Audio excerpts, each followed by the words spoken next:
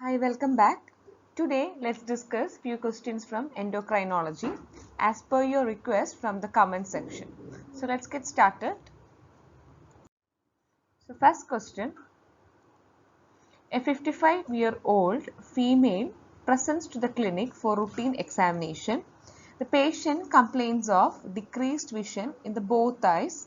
Her past medical history is significant for diabetes. Ophthalmoscopy shows microaneurysms, dot and blot hemorrhages, heart exudates and macular edema. Which of the following is the most likely diagnosis? So we have three options: cataract, central retinal vein occlusion and diabetic retinopathy. So all these can occur in a diabetic patient as a complication, but here the answer is diabetic retinopathy.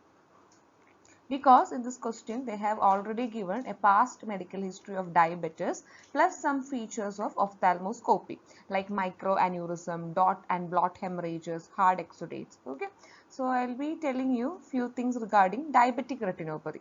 So in a patient with diabetes, whenever there is eye involvement, it occurs in different stages. So the first stage is known as non-proliferative diabetic retinopathy.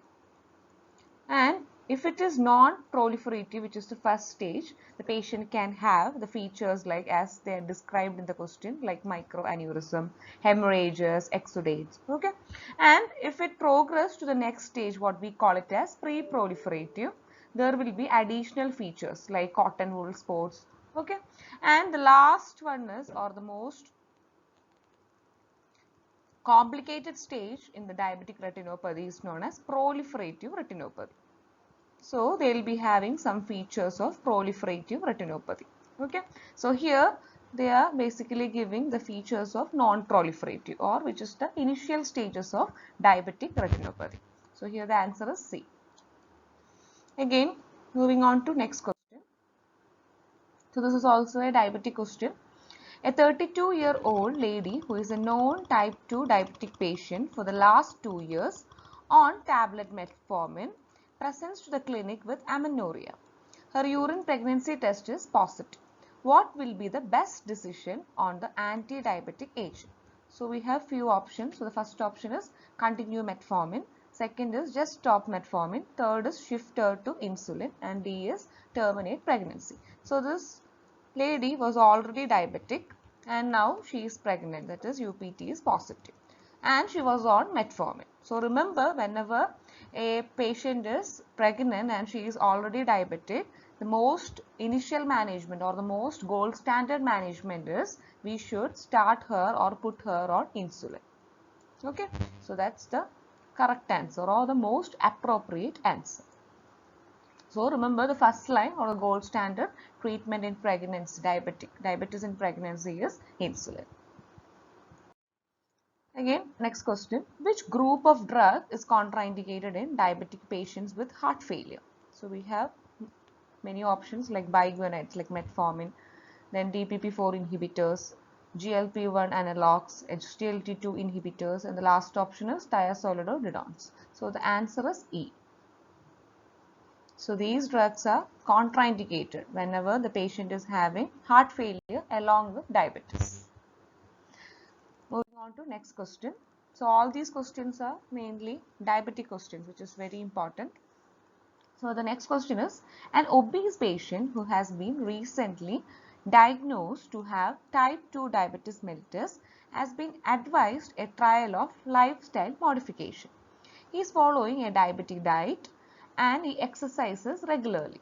During his next visit in the outpatient department, his blood sugars were 130 mg per deciliter and he gained 5 kgs.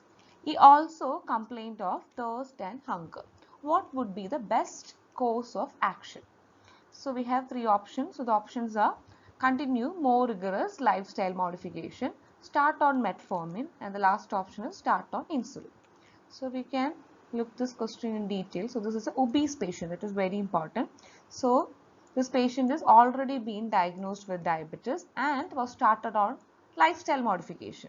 So he was told to have a diabetic diet and he was told to do exercise also. But still, after all these lifestyle modification, his blood sugars are high and he is gaining weight also. Okay, so they are asking, and also he is having some symptoms of diabetes. That is also very important.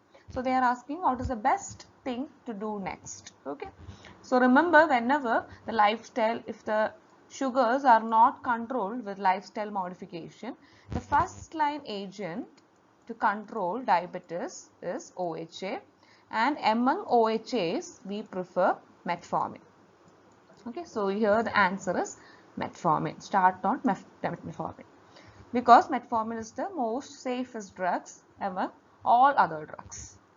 So that's about this question. And one more thing, this patient is obese. Okay, that is also very important, because whenever the patient is obese, also the metformin favors, because the metformin helps in reduction of weight. Okay, or it helps in weight loss.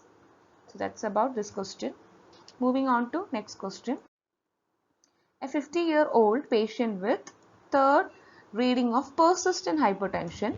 He wasn't started on any medication yet, but the lab result shows high sodium, that is 145, 147, and low potassium, that is 3 milliequivalents per liter. All other parameters were normal. What is the most likely diagnosis? So we have four options. So the options are Addison's disease, essential hypertension, primary hyperaldosteronism, and the last option is secondary hypertension. So this is a case of persistent hypertension. Okay, so that is very important, or sometimes they can give you the term resistant hypertension. Okay, so resistant hypertension means even though we give multiple drugs for the hypertension, the patient won't be controlled with the antihypertensive medication. Again, this patient was not started on any medication, but in lab results it showed high sodium and low potassium. Okay, and they are asking what is the diagnosis. So the answer is primary hyperaldosteronism, or what we call it as Conn syndrome.